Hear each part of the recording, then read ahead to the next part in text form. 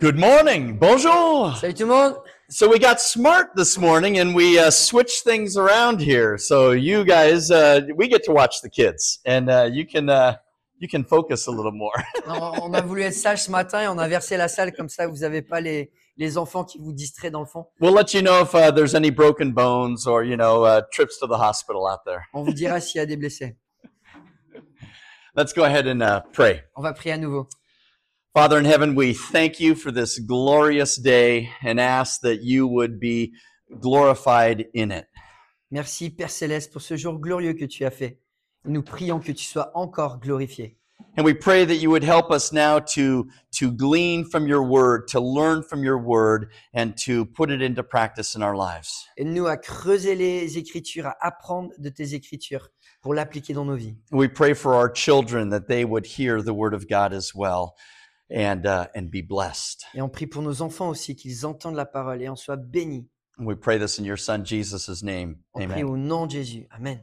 Amen. Okay, so for those of you that were here yesterday, what did we learn is one of the purposes, we learned two main purposes of marriage. What would be one purpose of Pour marriage? ceux qui étaient là hier, on a pris deux buts du mariage. Quel est le premier but du mariage? Quel est un des premiers buts du mariage?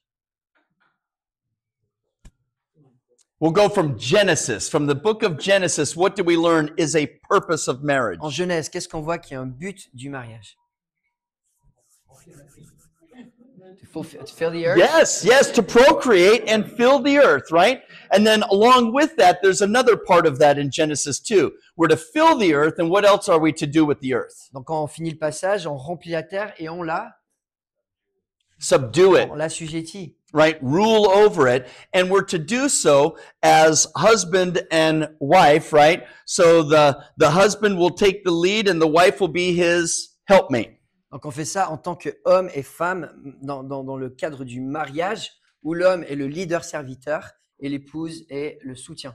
And then what was the second purpose of marriage that we learned from Ephesians chapter 5? Et en Éphésiens 5, quel est le deuxième but du mariage que nous avons vu? That marriage should be a representation of Le mariage, c'est la représentation de the relationship between Christ and the church. Yes, exactly. The relationship between Christ and his church. So that the world out there, when they see our marriages, they would see something different. Pour que le monde, quand il voit nos mariages, il voit quelque chose de différent. And then maybe we'll even have the opportunity to share with somebody what that difference is. Et ça nous donne l'opportunité parfois de témoigner de quelles sont les différences. And of course, the difference is Jesus Christ and the Word of God. Et bien sûr, la différence, c'est Jésus-Christ et la parole de Dieu. And then we talked about a primary role of the wife first. And what was that? On a parlé dans des rôles primordiaux de l'épouse et c'était quoi? Ouais, submission. Submission, to submit and support her husband's leadership. Vraiment, on le comprend dans le sens de soutenir ce rôle de leader-serviteur que le mari possède. I translate leader by servant leader each time for the French context. Great, absolutely. I totally trust you to do that. And then we learned the primary responsibility of husband is to do what? Et le rôle de l'homme, voilà, d'aimer. Love, to love his wife in the way that Christ loved the church, meaning sacrificially, right? L'amour sacrificiel. Yeah, good. So this morning, we want to talk now more specifics about the family life and also parents and children. Aujourd'hui, on parle de l'équilibre familial, les rôles entre parents et enfants. So I want to tell you just a short story about my dad. J'aimerais vous raconter une histoire à propos de mon père. My dad was a police officer growing up, and so he worked at night. Mon père était officier de police et il travaillait la nuit. So he would sleep in the morning when we were at school, but then in the afternoon, he was our dad. Donc le matin, quand on se levait pour aller à l'école, lui, il dormait. Mais l'après-midi, il était là, c'était notre papa à la maison. And my dad loved to do all of those father-son things like Boy Scouts or baseball. Et mon père aimait vraiment faire ces activités de père et fils comme le baseball ou les scouts. my dad gave my sister and I very much time. Pour moi et ma sœur, on a passé de très bons temps avec mon père. And one of the things that my dad taught me that I loved the most was fishing. Une des choses que mon père m'a appris que je préfère, c'est la pêche. And not just fishing, but fly fishing. Et pas juste la pêche, mais la pêche à la mouche. He taught me to tie my own flies. Il m'a appris comment attacher les mouches, And he taught me how to cast comment jeter, and how to catch the fish comment attraper le poisson, and how to, if we were going to keep the fish, to clean and cook the et fish, si on gardait les poissons, comment nettoyer et préparer, or if we would release the fish ou back comment into the le water. relâcher dans l'eau. And again, I think what I remember most about both my parents was the amount of time that they spent with me and my sister. Et une des choses, un des meilleurs souvenirs que j'ai de mes parents, c'est la quantité de temps qu'ils ont passé avec moi et ma sœur.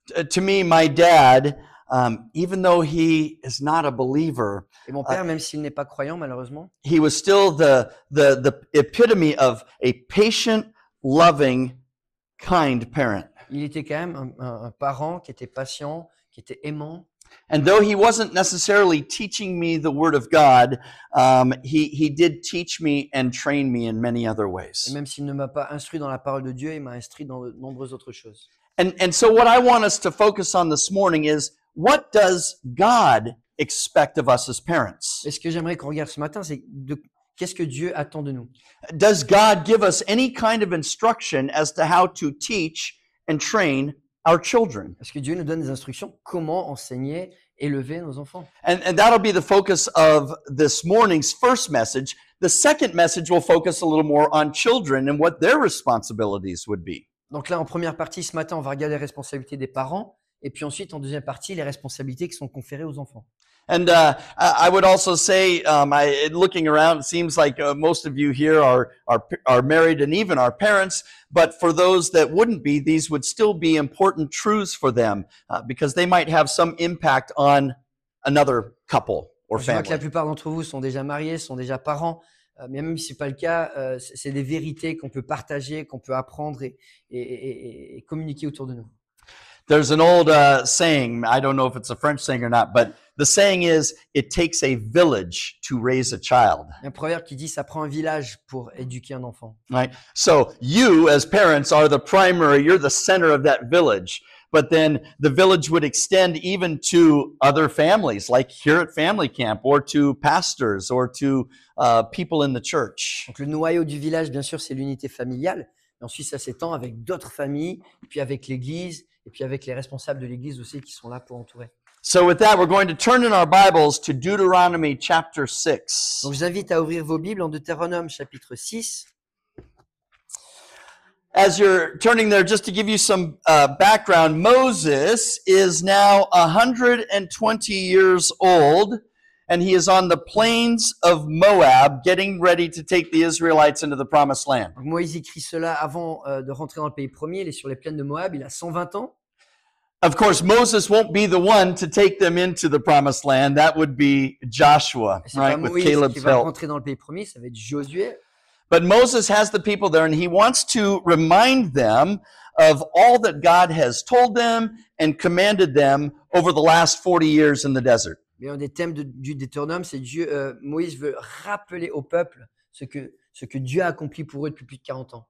So in Deuteronomy chapter 1, we get a recap of Israel's history leaving Egypt.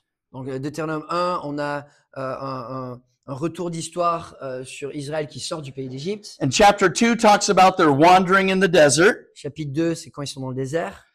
Chapter 3 talks about some of their different conquests while they were wandering. Et puis les premières conquêtes pendant ces temps d'errance. Then Moses in chapter 4 gives them an admonition to be obedient to God's law, Torah. Et puis un avertissement, chapitre 4, d'obéir la loi, la Torah. And then he gives them the 10 commandments again in chapter 5. Et dans le chapitre 5, il y a une réitération des 10 commandements. And this brings us to chapter 6. Et on arrive au chapitre 6. And I'm going to have Philippe read from verses 4 to 9. Et je vais lire des versets 4 à 9. Écoute Israël, l'Éternel, notre Dieu, est le seul Éternel. Tu aimeras l'Éternel ton Dieu de tout ton cœur, de toute ton âme, de toute ta force. Les commandements que je te donne aujourd'hui seront dans ton cœur. Tu les répéteras à tes enfants, tu en parleras quand tu seras chez toi, quand tu seras en voyage, quand tu te coucheras et quand tu te lèveras. Tu les attacheras à tes mains comme un signe, et ils seront comme une marque entre tes yeux. Tu les écriras sur les montants de la porte de ta maison et sur les portes de tes villes. I like listening to Philippe read because, like me, he reads passionately. J'aime bien les lectures passionnées de la Bible. So, after telling the people that they need to obey God's commands, which starts by loving God, Moses then turns to the role of parents. Donc, Moïse rappelle la responsabilité, cet avertissement d'aimer Dieu, et ensuite se tourne vers la responsabilité d'être parent. And he shows us the tremendous importance that God places on parenting. Il nous montre l'importance incroyable que Dieu accorde à ce rôle de parent. It is of paramount importance. C'est vraiment d'une grande, grande importance. And not just any kind of parenting, like say my dad did with me, but biblical parenting. Et pas juste le fait d'être un bon parent, comme mon père l'a été pour moi, mais d'être un parent selon le modèle biblique. Biblical parenting is extremely important to God. La parentalité biblique est extrêmement importante pour Dieu. And in the case of the Israelites, God knew that if they were to survive going up against all of these pagan nations and to live in this new land, Et pour Israël, pour survivre entouré de ces nations païennes avec leur influence, it was imperative that the people continue to raise their future generations according to God's plan. c'était impératif que les générations en génération enseignent leurs enfants selon les lois de Dieu. And of course, what becomes the never-ending problem for Israel as the years go by? Et c'est quoi le problème qui se répète à chaque fois pour Israël? They forget. Ils oublient, Yes. Disobedience, et ils désobéissent, idolatry, idolâtrie, but specifically, yes, disobeying God and not following His commands, or not fulfilling His commands to obey His word. non, et en particulier le renoncement et la désobéissance à la parole de Dieu. And if the Israelites blow it with that first generation or next generation, then of course other generations will follow without the word. Et si Israël n'obéit pas dans une génération, ça impacte à chaque fois les générations qui suivent. If they don't teach and train the next generation, their children properly, there would be no hope for future generations. S'ils n'entraînent pas leurs enfants, la génération d'après, elle est en manque déjà.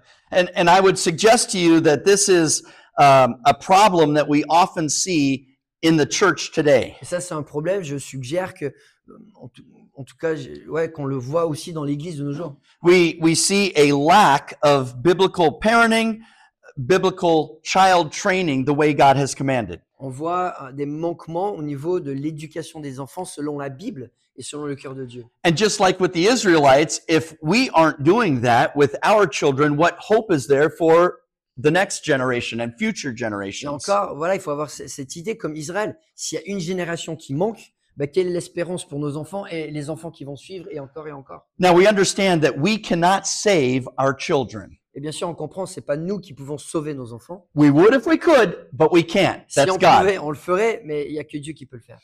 But what we are called to do is pass on our faith, generationally speaking. Mais ce que nous sommes appelés, c'est de passer notre foi autant qu'on peut de génération en génération. This is what happened with Paul's protege Timothy. Et c'est ce que Paul va faire avec Timothée, son disciple. In 1 Timothy chapter 1 verse 5, 1 Timothée 1,5, Paul says, "For I am mindful of the sincere faith within you, donc en 2 Timothée, je me rappelle de ta foi qui est en toi, sincère, which first dwelt in your grandmother qui Lois premièrement habitait dans ta grand-mère, Loïs, and your mother Eunice, et ta mère, Eunice, and I'm sure that it is in you as well."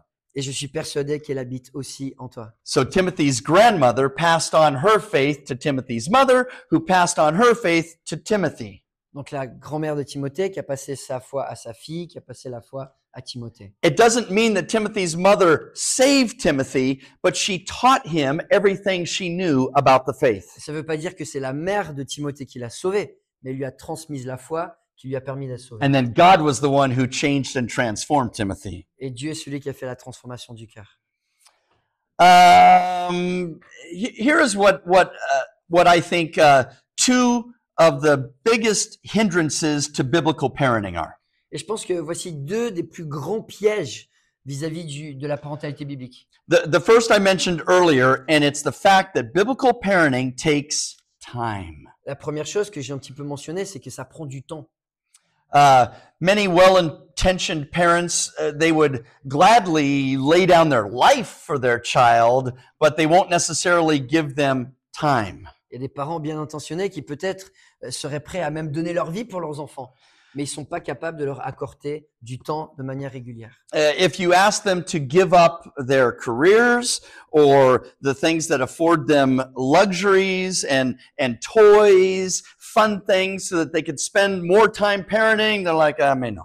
Si s'il fallait abandonner sa carrière ou abandonner un certain style de vie, de confort ou des loisirs, ben là souvent sacrifier ça pour le temps avec les enfants, c'est plus difficile. And here's another, I don't know if it's an American expression, but I feel like I'm preaching to the choir here because you were all here. Et en anglais, on dit je prêche à la chorale, c'est-à-dire que je prêche à des gens qui sont déjà convaincus. C'est pour ça que vous êtes là. So praise God for that. I'm so thankful and happy that you are here. Je suis reconnaissant que vous soyez là aujourd'hui. But there are plenty of parents that would rather just come home and take it easy, relax in their easy chairs and be absorbed by TV or by internet. Et malheureusement, il y a beaucoup de parents qui, après les journées de travail, rentrent pour simplement regarder la télé, s'étaler sur le sofa et pas être engagés avec les enfants, rather than spending time with their children. plutôt que passer ce temps de qualité avec eux. And again, it warms my heart to see all of you. I've seen all of you out there playing with your kids. Et ça me réchauffe le cœur quelque part de vous voir ici et je vous ai vu interagir avec vos enfants.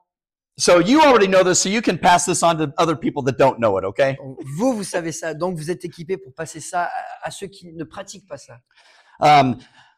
There are also, the second problem is that there are some parents that just flat out, they don't know what the Bible says about parenting. Et puis il y a d'autres parents qui simplement ne connaissent pas ce que la Bible enseigne sur la parentalité. And sometimes even Christian parents will turn to the world, secular ways of raising kids. Et souvent, les parents vont baser leur éducation des enfants sur des principes du monde parce qu'ils ne sont pas enseignés dans la Bible.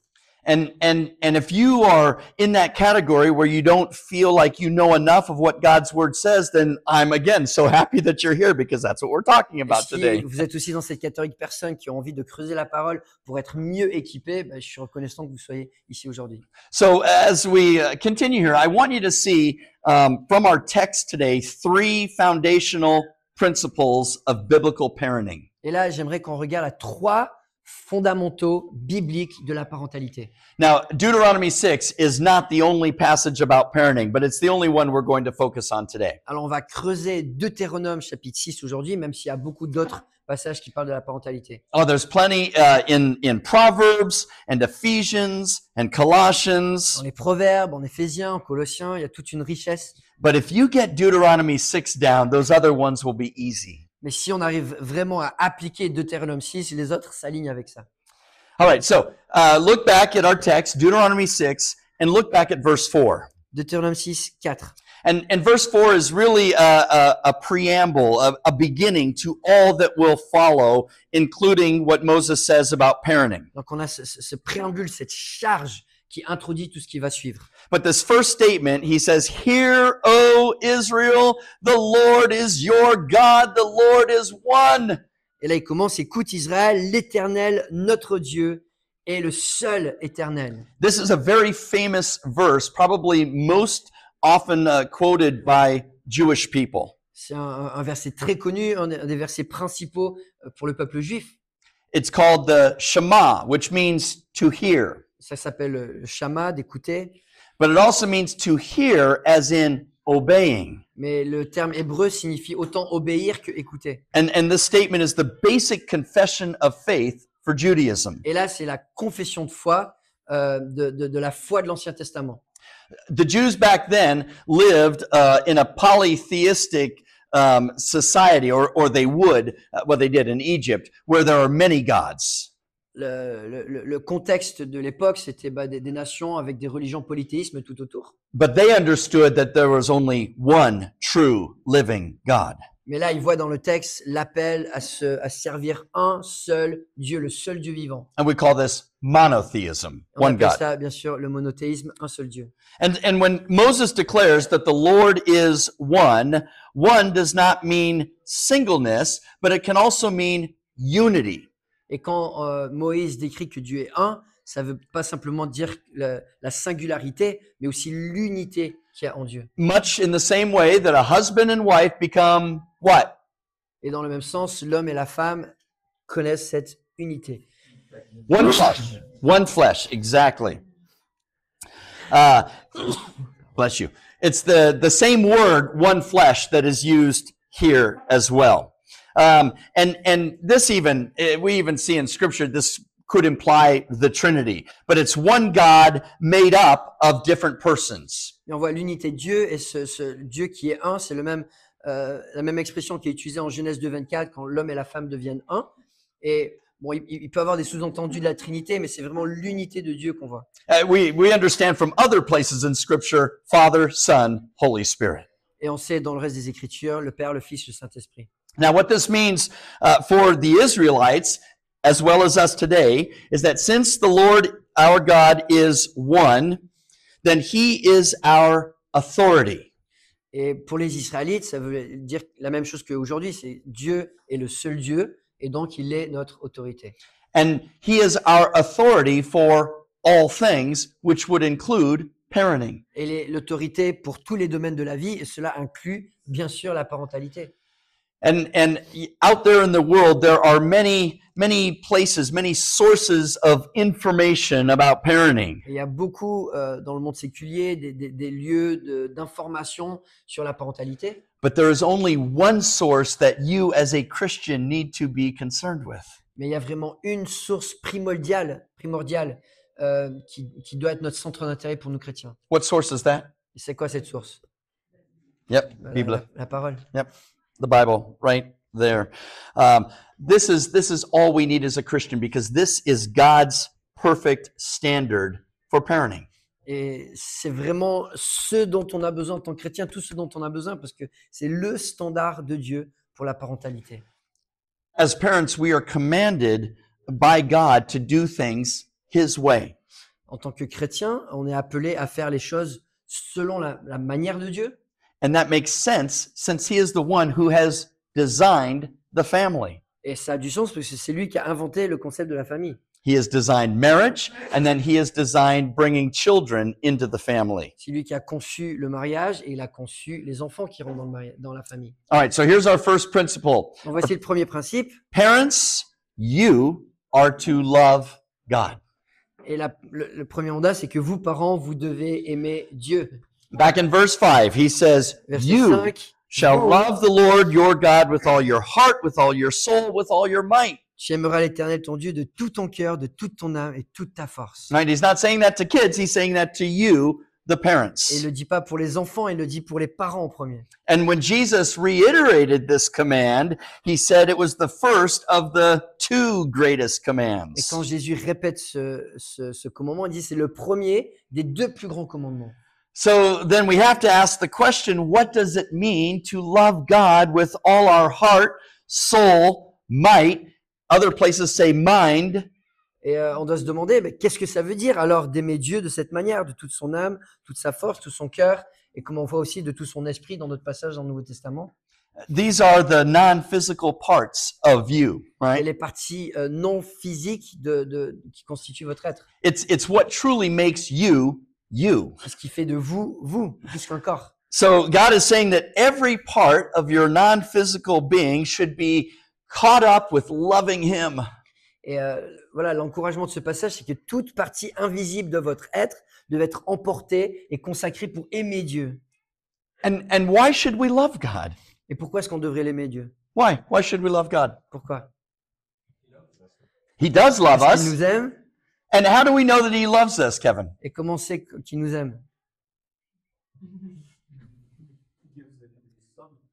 Oh, Ouais, amen, il nous a brother. donné son fils. Puis Renee gives us his son, right? In what sense did he give us his son? de quelle manière nous a-t-il donné son What fils? did his son do? Qu'est-ce qu'il a fait? Sacrificed Sacrifié. himself for us. Pour nous? So that why? Why do we need a sacrifice? Pourquoi est-ce qu'on a besoin d'un sacrifice?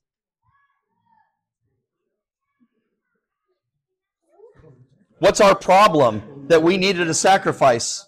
C'était quoi notre problème? Le péché? Scène?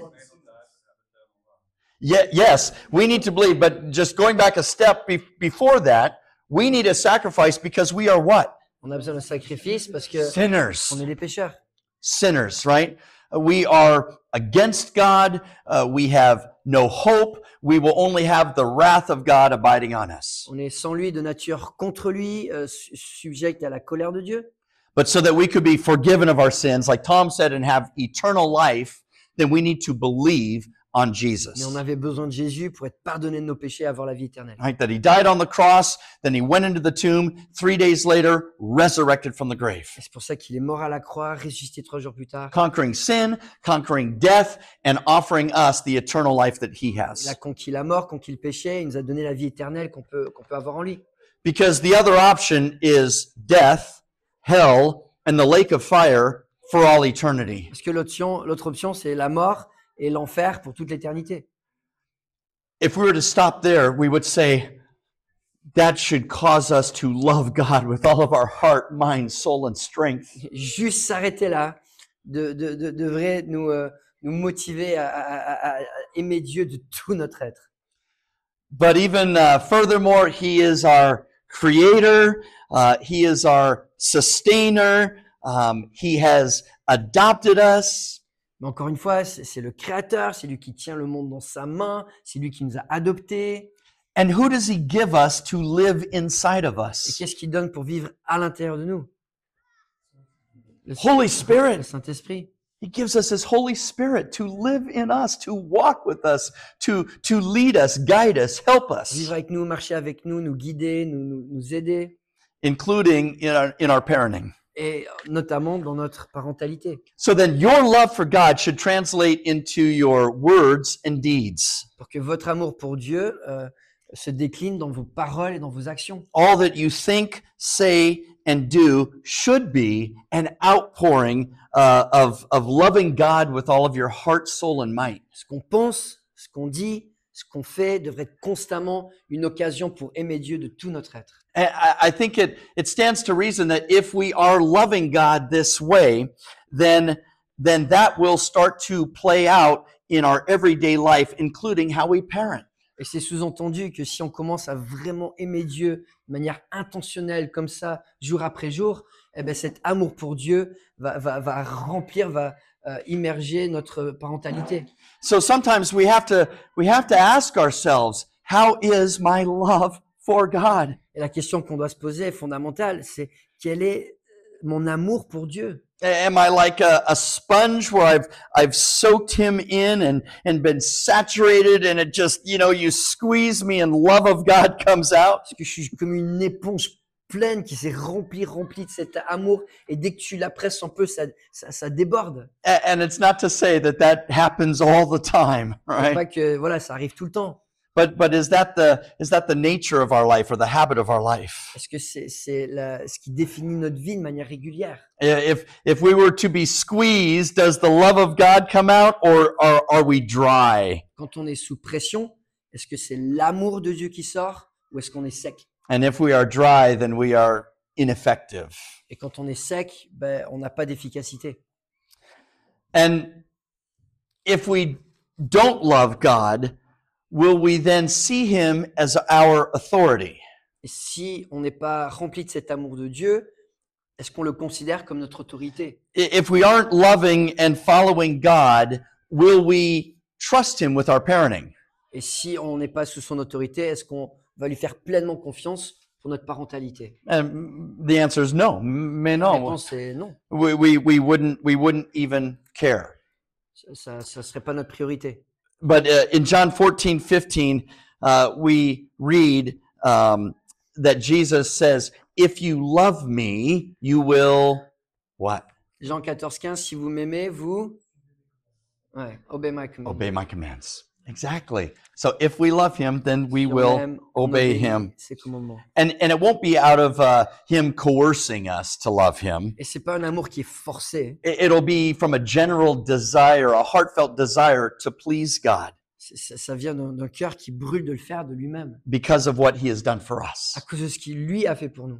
So whether or not you trust and obey God, especially with parenting, it's directly tied to your love for God. Et la confiance qu'on a à Dieu, la place qu'on lui donne à Dieu dans notre parentalité est directement reliée à notre amour pour lui. So secondly, parents, you are to love God's word. Et deuxièmement, le deuxième appel, c'est d'aimer la parole de Dieu.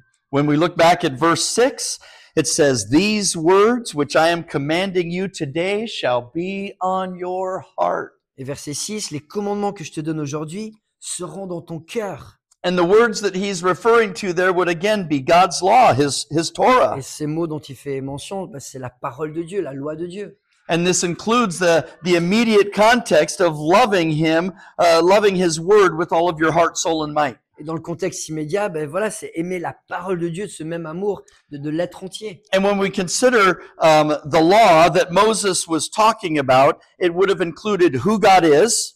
Et quand on pense à la loi générale, ça inclut qui Dieu est, It would have included his character, son caractère, of course, all of his commands. tous ses commandements, His commands as in the moral law, which is about human conduct. dans la loi morale, comment se conduire, The ceremonial law, which is how the people worship God, les lois cérémonielles, ce système que Dieu avait mis en place pour Bless you. adorer, and even his judicial law, civil law, that how the people should dans ce govern contexte, themselves. même la loi civile, comment ils étaient supposés vivre ensemble. And these were the things that the people were to have on their hearts and then put into practice. Et c'était le contexte des commandements que les gens devaient avoir dans leur cœur pour mettre en pratique.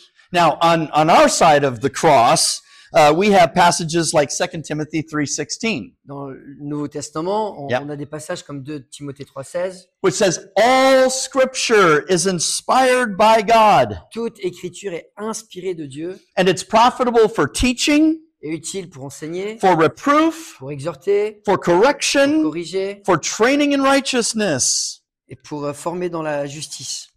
Now, when Paul says that to Timothy, what Scripture is he talking about? Et quand Paul dit ça à Timothée, il parle de quelles écritures? Old Testament. Old Testament. L'Ancien Testament. Man, yes, the Old Testament, and certainly there is biblical evidence that the apostles like Peter and Paul, they also considered each other's teachings to be inspired, but he's primarily referring to the Old Testament. Et on voit que quand les écrits du Nouveau Testament ont été produits, ils ont été reconnus déjà, comme Pierre reconnaissait les lettres de Paul comme inspirées, mais probablement dans ce contexte-là, quand Paul écrit à Timothée, il réfère à l'Ancien Testament de manière principale. And of course, we're blessed to have both, right? So we have New Testament and Old Et Testament. nous, on est bénis d'avoir les deux. But yes, there's absolutely things that we should learn from the Old Testament and put into practice. Et il y a tellement de choses de l'Ancien Testament qu'on peut apprendre et mettre en pratique. All right, so let's talk briefly about what does it mean God's words are on your heart. Mais qu'est-ce que ça veut dire brièvement que la parole de Dieu est sur notre cœur? Remember that the heart here is the non-physical part of you. Encore, on parle de la partie non physique de votre être. We would include your mind, your soul, your spirit. Dans tout ça, on parle de l'esprit, de l'âme. By first having the Word of God on your heart, then you will be able to help your children have it on theirs. Et en ayant la parole de Dieu dans nos cœurs, on peut accompagner les enfants pour que eux aussi prennent à cœur la parole. That they would be able to learn and understand and apply the Word of God. Pour qu'eux aussi puissent se mettre à apprendre et à appliquer la parole de Dieu. It would be pretty difficult to teach something that you yourself either didn't understand or didn't believe. Et ça va être dur pour les enfants de mettre en pratique des choses que nous, on ne pratique pas ou qu'on ne croit pas. Would you trust a flight instructor that never learned to fly himself? Est-ce qu'on ferait confiance à un formateur d'aviation qui a jamais piloté? Hmm? Or would you trust a teacher that was teaching a subject that they despised or hated? Ou si on avait un prof qui déteste son sujet? So as an actor, I used to do commercials for television En tant qu'acteur, j'ai fait des pubs pour la télé where I would advertise a product. et je devais faire la pub pour des produits. And I would say that if they asked me to advertise some kind of hair products, I would probably say, I can't do that. Et si on me demandait de faire la pub pour du shampoing, ben, je leur dirais, ben, probablement pas moi. But if they wanted me to advertise a fishing product Mais si c'était pour voilà, des produits pour la pêche or pickleball, ou un jeu de raquette, I don't know if you have pickleball yet. I was talking to somebody. It's kind of a cross between tennis and ping pong. c'est un petit peu entre le ping-pong et le tennis. But I could do those, right? Because I believe in it. But you can't teach something that you don't Ah, understand or je peux don't faire believe les in. pubs à fond pour ça parce que j'y crois. Mais comment communiquer des choses dans lesquelles je crois pas? And it's the same way with your children. So C'est you pas first avec have les enfants. to know and learn the word of God before you can teach it to them. Plus on le porte en nous, plus on le vit, bah, plus on va pouvoir le communiquer. Secondly, if you're not modeling a love for God, how can you demonstrate that love to your children? Et puis deuxièmement, si on n'a pas un amour pour Dieu qui est exemplifié, bah, comment est-ce que les enfants peuvent l'imiter? You can't expect your children to love God if they don't see you loving God. Ils vont pas, eux, apprendre d'eux-mêmes à aimer Dieu s'ils ne voient pas de manière pratique aimer Dieu. And if you are going to say one thing but do another, your kids are too smart for that. They will see you as a hypocrite. Et si on apprend à dire une chose et faire une autre chose, bah, les enfants, ils sont trop intelligents pour pas le voir et ils vont reconnaître nos hypocrisies. And I personally think that that is one of the greatest disservices we could do to our children. Et je pense que c'est un des plus grands disservices qu'on peut faire. Ça se dit en français pas, peut-être pas. Hein. Une des pires choses qu'on peut faire pour nos enfants. It would hurt them, not help them. Ça leur fait du mal, c'est pas de l'aide. So you tell them, oh, you need to love God. Oh, you need to read your Bible. You need to go to church. But you don't do it. They're going to be like, what's Quand on the leur point? dit aime Dieu, aime la parole, viens à l'église, mais qu'on le pratique pas régulièrement, eh ben, ils vont voir notre jeu. You have to be modeling what you are teaching them. Il faut exemplifier ce qu'on leur enseigne. So this doesn't mean that you're going to do things perfectly, Et bien sûr, ça ne veut pas dire qu'on fait les choses parfaitement. right?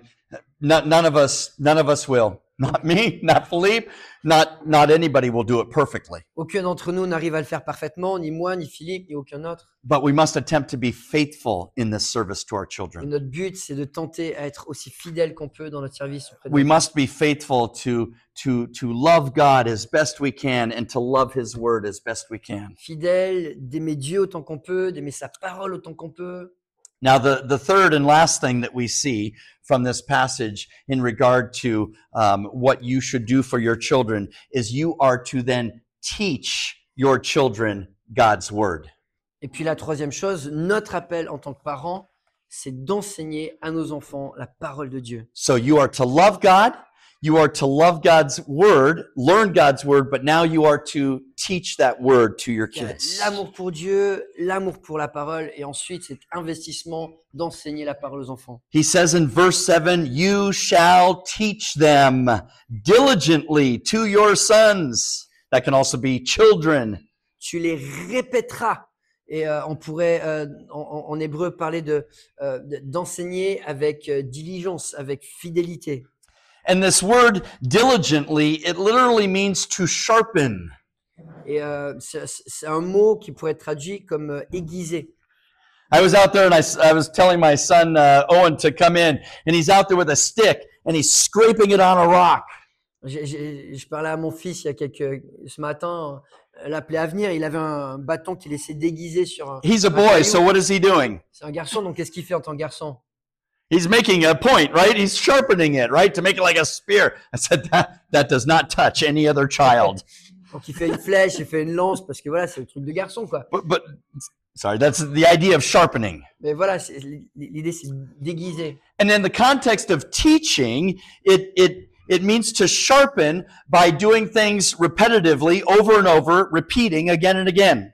Et dans le contexte de l'enseignement, c'est comme quand tu t'aiguises en couteau ou en outil, c'est tu répètes les mêmes gestes pour que ce soit affûté. You are to be teaching your children the Word of God over and over and over and over and over again.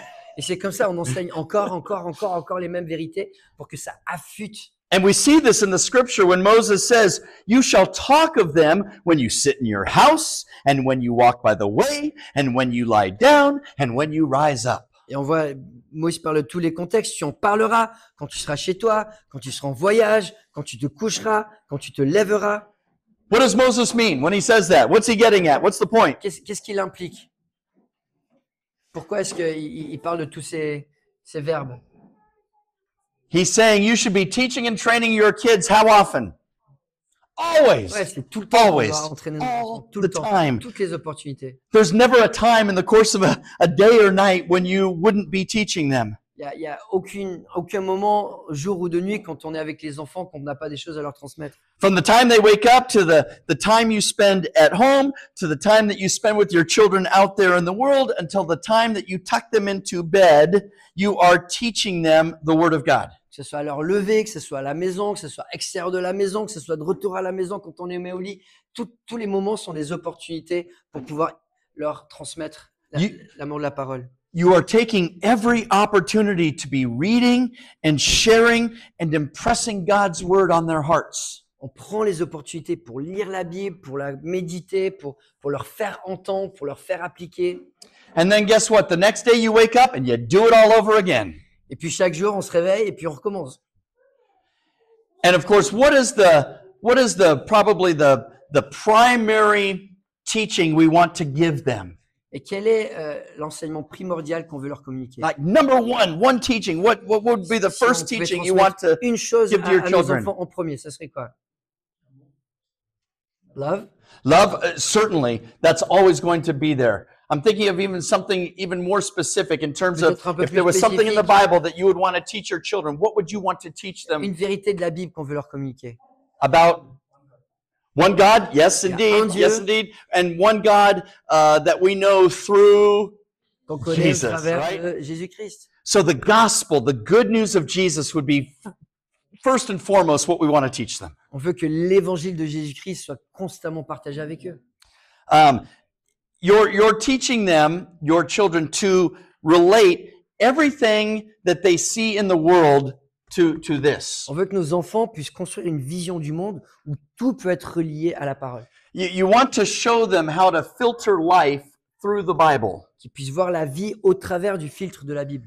From the simple things in life to the mundane to the important things in life. Des choses simples, routinières, aux choix les plus importants qu'ils vont devoir prendre. And we call this teaching them a biblical worldview. On appelle ça leur donner une vision biblique du monde. That they start to see and filter life and the world and people and situations through the lens of God's Word. Qu'ils puissent déchiffrer, voir le monde, voir les gens, voir les relations, tout au travers de la parole.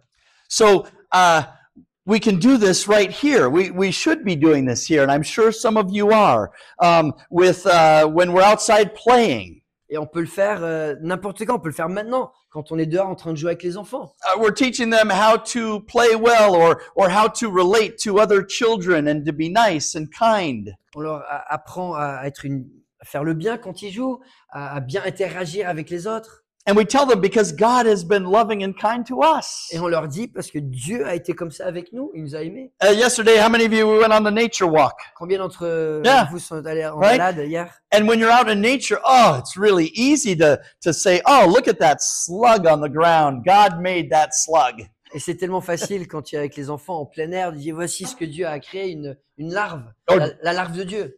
God has created the trees that you see or the flowers or the birds. Dieu a créé les oiseaux que tu vois ou les arbres, les fleurs. So we want to even teach our children in conflict how to deal with conflict according to the Word of God. Et puis dans les conflits, quand ils ont des conflits, on veut revenir à la parole pour leur apprendre à faire face à ces conflits de manière biblique déjà. When we had the Bible club at church, there was one little boy who would, walk up and see something and he would just take it. La semaine dernière, jeudi et vendredi, on a fait un English Club à l'église. Il y avait un garçon du quartier qui venait, dès qu'il voyait quelque chose, il arrachait à un autre enfant. But that's an opportunity to teach your children, right? About, oh no, that's not the way that we do that. But God would want us to be kind and loving, and so we use these Mais opportunities. c'était une opportunité pour pouvoir montrer l'amour de Dieu, pour pouvoir montrer quelle est la bonne manière de faire les choses. Or whether it's their school or eventually work, we want them to understand and see this through the lens of God's Word. Que ce soit l'école, que ce soit le travail, on veut que tout passe par le filtre de la Bible.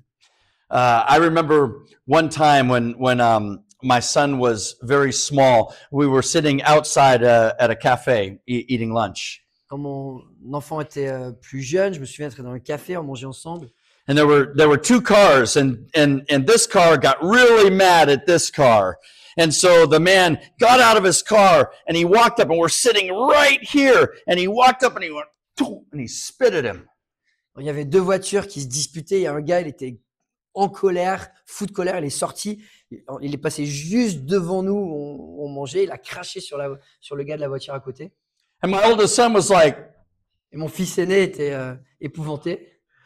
so what a great opportunity. Instead of, saying, oh yeah, don't pay attention to them, son, let's just eat our lunch. Et c'était une opportunité plutôt de dire, ignore ce qui se passe. We say, no. So what he did, was that good to do?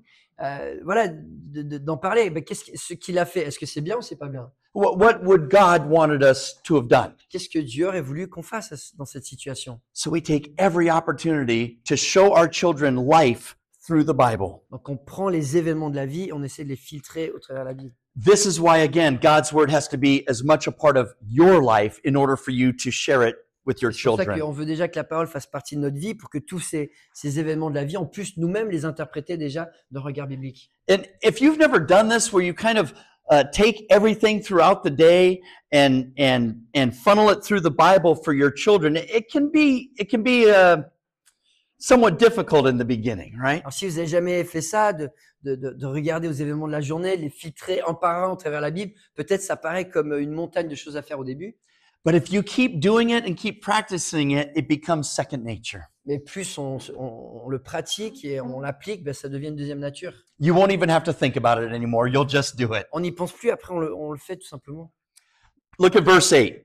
Verset 8. He says, you shall bind them, that's God's words, you shall bind God's words as a sign on your hand, and they shall be as frontals on your forehead, write them on your doorposts of your house and on your gates. Quand il parle la parole de Dieu, des commandements, tu les attacheras à tes mains comme un signe, ils seront comme une marque entre tes yeux, tu les écriras sur les montants de la porte de ta maison, sur les portes de tes villes. So Jewish men will sometimes do this, where they will wear, I don't know the word phylacteries, but they will wear the verses, literally put them like on a headband on their head, or they will bind them on their hands, they will put them on the mezuzah, on the doorpost. Donc on voit dans la culture juive, ça se fait encore de porter les petites boîtes sur les têtes ou sur les poignets, les phylactères.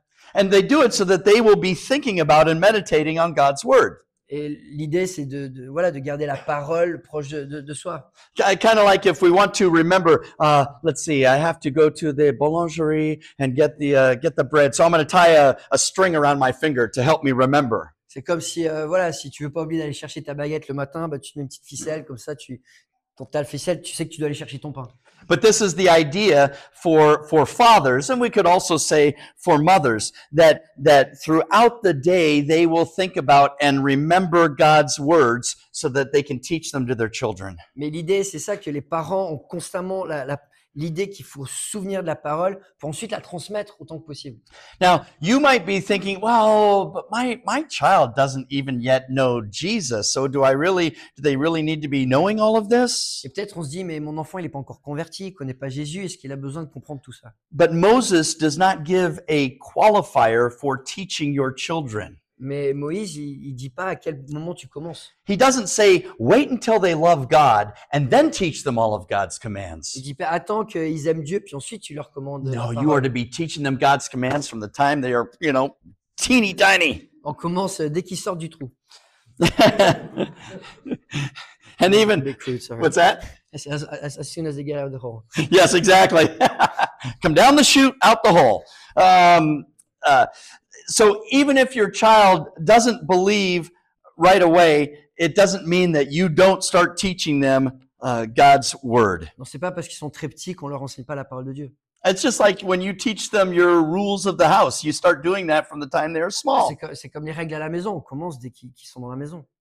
Now, some rules might be that they will have a specific Bible reading time. You might have a specific family devotion time. Peut-être que des règles, c'est le culte en famille qui a une certaine heure, ou des heures de lecture de la Bible, un temps de lecture de la Bible pour les enfants à un moment. Some other rules with your children is that you will say, as a family, we are going to church, and that is just something that we do. Ou une règle de famille, ben voilà, en tant que famille, nous on va à l'église. Even if they say, no, I don't want to go, I don't want to go. Nope, Ouais, you're quand ils disent, going. non, je veux pas y aller. Non, on y va. Or maybe that they would attend even youth group. But as long as your children are living under your roof, your authority, you get to make the rules. Et même peut-être des fois plus tard, quand c'est la motivation d'aller au groupe de jeunes. Mais ma conviction, c'est que tant que l'enfant est sous ton toit, il est sous ton autorité et il doit obéir à tes règles. Now, I've heard some parents, even some Christian parents, say, well, I don't want to force religion on my Et kids. souvent, on entend les parents, et parfois même des parents chrétiens, qui disent « Je ne veux pas forcer ma religion sur les enfants. I'd rather let my kids decide about their religion when they are older. Je préfère que mes enfants décident quand ils sont plus vieux. » Nonsense. Ça n'a pas de sens. Nonsense. We didn't see that with Timothy's grandmother and mother, C'est right? parce qu'on voit le modèle biblique avec Timothée, sa mère, sa grand-mère. No, they will have to decide to follow Christ on their own. Bien sûr, ils doivent décider de suivre Christ de leur propre volonté. But God's commands are clear that He expects us to still teach and train our children in His ways. Mais Dieu s'attend qu'on enseigne nos enfants selon sa parole. We are to start from when they come out of the chute until they leave our authority. Voilà, dès qu'ils sortent de la piste de lancement et jusqu'à ce qu'ils partent de la maison. We talked about Sunday how we shoot them as arrows out into the world. On parlait en Psaume 127 comment les enfants sont des flèches du carquois qui éventuellement sont envoyées dans le monde. And I would say there's also a way to continue to teach and train even after you've shot them out into the world. Et bien sûr, il y a une manière de continuer de suivre et de former les enfants, même après qu'ils soient partis dans le monde. Do some of you have children that are already out of the house? Est-ce qu'il y en a ici qui ont des enfants qui sont déjà partis de la maison? Non. No. Well, what happens is even once they come out, they call you. Oh, Dad, I need help with this. Dad, I need help with that. Dad, can I have some money? Dad, can I come over and eat your food? Non, même une fois qu'ils sont partis, ils continuent d'appeler papa, j'ai besoin de ça, papa, j'ai besoin de ça, papa, j'ai besoin de manger, papa, j'ai besoin d'argent. My 28-year-old son will send me a picture during the day because he stopped by our house and is eating our food. Mon fils de 28 ans, des fois, il m'envoie des photos quand je suis au travail et il est chez moi en train de manger ma bouffe. So if my parenting doesn't stop for things like that, you can bet it's not going to stop for God's word. Et bien sûr, si mon rôle de parent ne s'arrête pas pour des choses comme ça, bien sûr, ça ne va pas s'arrêter quand ça concerne des obligations bibliques. And now I have the blessing of even passing on my faith to my first grandchild. Et maintenant, j'ai le privilège de pouvoir transmettre ma foi à mon premier petit enfant. We take every opportunity, whether they are young or whether they are old, to continue to teach and Qu'il train. soit jeune, qu'il soit vieux, on saisit les opportunités. C'est une manière de vivre. I want to say one last thing about the primary responsibility for teaching and training your kids. Et j'aimerais juste ajouter un élément sur la priorité de la formation biblique des enfants. Guess whose responsibility it is not? À qui ce n'est pas la responsabilité d'éduquer nos enfants. It's not the church's responsibility to parent for you. Ce n'est pas la responsabilité de l'Église d'éduquer vos enfants. It is not Philippe's responsibility or the elder's responsibility. C'est pas la responsabilité du That's all pasteur right. ou des anciens. Though the church can certainly come alongside and help and assist. Et bien sûr, l'Église est là pour accompagner, pour entourer, pour aider. Whose responsibility is it? Mais la responsabilité, elle tombe sur qui? Parents, yours, C'est les right? parents. C'est les parents. Yes. I've seen too many times where even Christian parents, well-meaning Christian parents, they drop their kids off at church and they think it's the church's job to teach my kids spiritually. Et beaucoup de parents, ils pensent que voilà, ils amènent l'enfant à l'église et c'est la responsabilité de l'église de tout leur apprendre de ce qui est spirituel. Mais non, it's your responsibility, it's my responsibility as a parent. Non, c'est notre responsabilité, c'est ma responsabilité en tant que parent. Sunday school teachers and youth leaders and pastors, again, we are there to help, assist. Yes, we will teach the Word of God, but it's to help you teach and train your Et que ce kids. soit les moniteurs d'école du dimanche, que ce soit le responsable de la jeunesse, que ce soit l'équipe pastorale. Oui, le but est d'accompagner, d'entourer, mais c'est pas notre rôle d'éduquer, de faire la parentalité pour les enfants. All right. That's it for this lesson. We'll talk more about responsibilities of children in our next one. Let me pray. Donc, on va continuer après cet après-midi pour la suite. Father God, I pray for these fine parents that you will convict them and convince them of what your word says about parenting. Père Céleste, je te prie de continuer à convaincre nos cœurs, à s'appliquer ce mandat de parentalité selon la Bible.